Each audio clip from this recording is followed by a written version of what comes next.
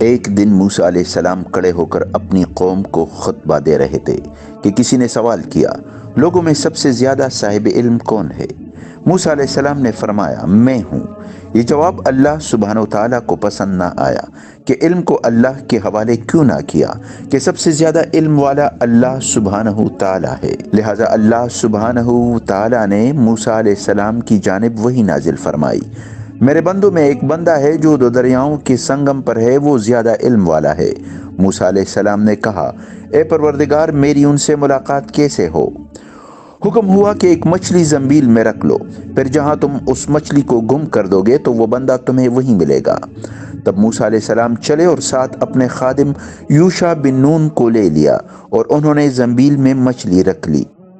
اللہ کے یہ پیغمبر علم کی راہ میں نکلتے ہیں تو ساتھ اپنے شوق کا اظہار یوں کرتے ہیں کہ جب کہ موسیٰ نے اپنے نوجوان سے کہا کہ میں تو چلتا ہی رہوں گا یہاں تک کہ دو دریاؤں کے سنگم پر پہنچوں، خواہ مجھے سالہ سال چلنا پڑے، یعنی علم کے حصول کے لیے مجھے 80 سال تک، سالہ سال تک بھی چلنا پڑا تو میں چلوں گا، تکوں گا نہیں۔ پھر وہ دونوں چلتے رہے، جب پتھر کے پاس پہنچے، دونوں اپنے سر اس پر رکھ کر سو گئے، اور مچھلی زنبیل سے نکل کر دریا میں اپنی راہ بناتی چلی گئی۔ کچھ آرام کرنے کے بعد پھر دونوں نے سفر شروع کیا، رات اور دن چلتے رہے۔ جب بھوک کا احساس ستانے لگا تو موسیٰ علیہ السلام نے خادم سے کہا، ہمارا ناشتہ لائیے، اس سفر میں ہمیں تو بہت تھکاوٹ ہو گئی۔ موسیٰ علیہ السلام کی بات سن کر خادم نے کہا، میں تو آپ سے مچھلی کا ذکر کرنا ہی بھول گیا، وہ یہ کہ جب ہم پتھر پر سر رکھ کر آرام کر رہے تھے، اسی جگہ مچھلی نے زنبیل سے نکل کر دریا میں راستہ بنایا۔ یہ بات سن کر موسیٰ علیہ السلام نے فرمایا، یہی تو وہ جگہ تھی جس کی ہمیں تلاش تھی۔ پھر وہ دونوں الٹے پاؤں واپس اسی جگہ پہنچے جہاں مچھلی نے راستہ بنایا تھا۔ اسی پتھر کے پاس انہیں ایک شخص دکھائی دیے جو کپڑا اوڑھے کھڑے تھے۔ یہ خضر علیہ السلام تھے۔ موسیٰ علیہ السلام نے انہیں سلام کیا۔ خضر علیہ السلام نے کہا، تمہاری سرزمین میں سلام کہاں؟ موسیٰ علیہ السلام نے اپنا تعارف کروایا، میں موسیٰ ہوں۔ خضر علیہ السلام بولے، بنی اسرائیل کے موسیٰ؟ موسیٰ علیہ السلام نے فرمایا، ہاں۔ پھر فرمایا، میں آپ کے ساتھ چل سکتا ہوں تاکہ آپ مجھے ہدایت کی وہ باتیں سکھائیں جو خاص اللہ سبحانہ و تعالیٰ نے آپ کو سکھائی ہیں۔ خضر علیہ السلام نے فرمایا، موسیٰ آپ میرے ساتھ صبر نہ کر سکیں گے، مجھے اللہ سبحانہ و تعالیٰ نے ایسا علم دیا ہے جسے آپ نہیں جانتے، اور آپ کو جو علم دیا ہے اسے میں نہیں جانتا۔ موسیٰ علیہ السلام نے فرمایا، اللہ نے چاہا تو آپ مجھے صابر پائیں گے، میں کسی بات میں آپ کی نافرمانی نہیں کروں گا۔ ان کے پاس کوئی کشتی نہ تھی، لہٰذا دونوں دریا کے کنارے کنارے پیدل چلنے لگے۔ اسی دوران ایک کشتی سامنے سے گزری۔ انہوں نے کشتی والوں سے درخواست کی کہ ہمیں سوار کر لے۔ کشتی والوں نے خضر علیہ السلام کو پہچان لیا اور بغیر کرایہ کے ہی سوار کر لیا۔ اسی دوران ایک چڑیا آ کر کشتی کے کنارے پر بیٹھ گئی اور سمندر میں ایک یا دو چونچیں ماری۔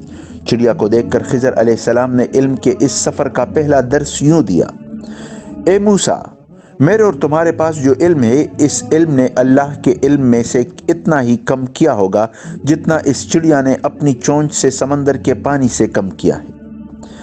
علم کا یہ سفر جاری تھا۔ کشتی مسافروں کو لیے چلی جا رہی تھی کہ اچانک خضر علیہ السلام نے کشتی کے تختوں میں سے ایک تختہ نکال ڈالا۔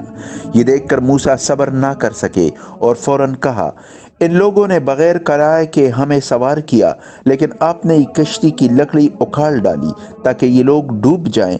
خضر علیہ السلام نے فرمایا، میں نے نہیں کہا تھا آپ میرے ساتھ صبر نہ کر سکیں گے؟ موسیٰ علیہ السلام نے فرمایا، بھول پر میری گرفت نہ کیجیے۔ موسیٰ علیہ السلام کا یہ پہلا اعتراض تھا۔ علم کا یہ سفر ابھی جاری ہے۔ کشتی سے اتر کر پھر دونوں آگے چلے۔ راستے میں ایک لڑکا بچوں کے ساتھ کھیل رہا تھا۔ یہ خضر علیہ السلام نے اس کا سر ہاتھ سے پکڑ کر الگ کر دیا۔ یہ دیکھ کر موسیٰ علیہ السلام صبر نہ کر سکے اور کہنے لگے، ایک بے گناہ بچے کو مار ڈالا، یہ تو غضب ہو گیا۔ خضر علیہ السلام نے فرمایا، میں نے نہیں کہا تھا اے موسیٰ آپ میرے ساتھ صبر نہ کر سکیں گے؟ علم کا یہ سفر ابھی جاری ہے۔ پھر دونوں آگے چلے۔ یہاں تک کہ ایک گاؤں والوں کے پاس آئے، ان سے کھانا لینا چاہا، انہوں نے کھانا کھلانے سے انکار کر دیا۔ وہی خضر علیہ السلام نے دیکھا کہ ایک دیوار اسی گاؤں میں گرنے کے قریب تھی۔ خضر علیہ السلام نے اپنے ہاتھ کے اشارے سے اسے سیدھا کر دیا۔ یہ دیکھ کر موسیٰ علیہ السلام صبر نہ کر سکے اور کہنے لگے، اگر آپ چاہتے تو گاؤں والوں سے اس کام کی مزدوری لے سکتے تھے۔ یہ تیسرا اعتراض تھا۔ خضر نے فرمایا، ہم میں اور تم میں جدائی کا وقت آ گیا ہے۔ اس نے کہا، بس یہ جدائی ہے میرے اور تیرے درمیان۔ اب میں تجھے ان باتوں کی اصلیت بھی بتا دوں گا جس پر تجھ سے صبر نہ ہو سکا۔ کشتی کا قصہ یہ ہے کہ وہ کشتی دراصل چند مسکینوں کی تھی جو دریا میں کام کاج کر کے اپنی روٹی کا بندوبست کرتے تھے۔ جس جگہ وہ کشتی جا رہی تھی وہاں ایک ظالم بادشاہ تھا جو ہر صحیح سالم کشتی کو جبراً ضبط کر لیتا، لہٰذا اللہ کے حکم سے اس کشتی کا تختہ نکال دیا تاکہ ظالم بادشاہ مسکینوں کی کشتی کو ان سے چھین نہ لے۔ لڑکے کا قصہ یہ ہے کہ لڑکے کے والدین ایمان والے تھے۔ ہمیں خوف ہوا کہ کہیں یہ لڑکا بڑا ہو کر اپنی سرکشی و کفر سے اپنے والدین کو پریشان نہ کرے، لہذا اللہ کے حکم سے اس بچہ کا سر جدا کر دیا تاکہ اس بچہ کے بدلے اللہ سبحانہ و تعالی والدین کو اس سے بہتر، پاکیزگی والا اور زیادہ محبت کرنے والا بچہ عنایت فرمائے۔ دیوار کا قصہ یہ ہے کہ اس شہر میں دو یتیم بچے ہیں جن کا خزانہ ان کی اس دیوار کے نیچے دفن ہے۔ ان کا باپ بڑا نیک شخص تھا، تو تیرے رب کی چاہت تھی کہ یہ دونوں یتیم اپنی جوانی کی عمر میں آ کر اپنا یہ خزانہ تیرے رب کی مہربانی اور رحمت سے نکال لے۔ میں نے اپنی رائے سے کوئی کام نہیں کیا۔ یہ تھی اصل حقیقت ان واقعات کی جن پر آپ سے صبر نہ ہو سکا۔ رسول اللہ صلی اللہ علیہ وسلم فرماتے ہیں، اللہ موسیٰ پر رحم کرے۔ ہماری تمنا تھی کہ موسیٰ کچھ دیر اور صبر کرتے تو مزید واقعات ان دونوں کے بیان کیے جاتے۔ معلوم ہوا کہ علم کے حصول میں پہلا ادب اجازت ہے۔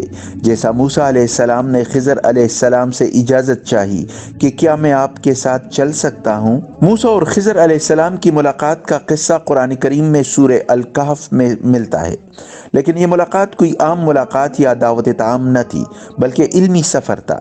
جس طرح حج و عمرے کا سفر فضیلت والا سفر ہے، بالکل اسی طرح علم کے حصول کی خاطر سفر فضیلت والا سفر ہے۔ موسیٰ علیہ السلام نے خضر علیہ السلام سے علم کی باتیں سیکھنے کے لیے سفر اختیار کیا۔